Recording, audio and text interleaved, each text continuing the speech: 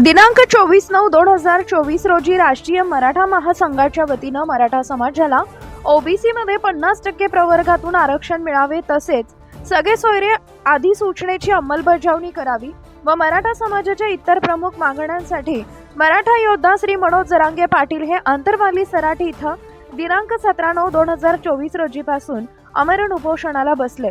आज त्यांच्या उपोषणाचा 8वा दिवस असून त्यांची प्रकृती दिवसेंदिवस खालावत चालली आहे। राज्य सरकारने याबाबत गांभीर्याने विचार करून मराठा समाजाला त्वरित आरक्षण देऊन जरांगे पाटील यांचं उपोषण तातडीने सोडवण्यात यावं अशी मागणी जलद शर्मा साहेब नाशिक जिल्हाधिकारी यांच्याकडे करण्यात आली आहे।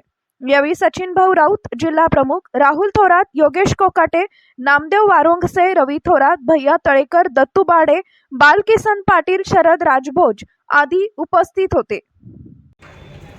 आज राष्ट्रीय मराठा महासंघाच्या वतीने आपल्या गेल्या 8 दिवसापासून मराठा समाजाला आरक्षण मिळावं या संदर्भात मनोज दादा जरांगे पाटील हे आंतरवली सराटी येथे उपोषणाला बसले। दिवसेंदिवस त्यांची तब्येत खालवत चालली असून ते राज्य शासन अजून दुर्लक्ष करत आहे।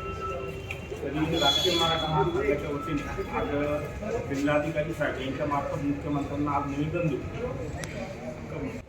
यांचं उपोषण सोडवण्यात आहे।